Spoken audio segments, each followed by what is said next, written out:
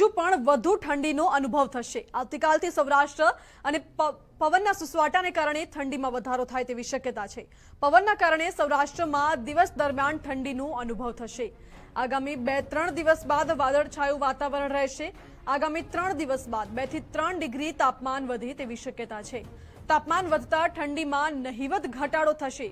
આજે અમદાવાદમાં 10.3 ડિગ્રી તાપમાન નોંધાયું છે, જ્યારે ગાંધીનગરમાં આજે 7.8 ડિગ્રી તાપમાન નોંધાયું।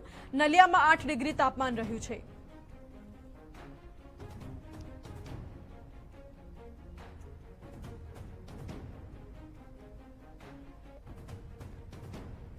और जो लोएस्ट टेम्परेचर रिकॉर्ड किया गया है पूरे गुजरात में, गांधीनगर में लोएस्ट टेम्परेचर रिकॉर्ड किया गया है 7.8 डिग्री सेल्सियस, और नलिया में रिकॉर्ड किया गया है 8 डिग्री सेल्सियस। अहमदाबाद में 10.5 डिग्री सेल्सियस रिकॉर्ड किया गया है। अभी जो आगे जो टेम्परेचर रहेगा, काफ़ी सारी जगहों में 10 डिग्री एंड बिलो 10 डिग्री है। अभी ठंड तो महसूस होगा, लेकिन कल का बाद कल परसों से सौराष्ट्र कच्छ में विंड स्पीड बढ़ने का संभावना है। उसके लिए डे टेम्परेचर डाउन जाएगा और ठंड महसूस होने का संभावना भी है।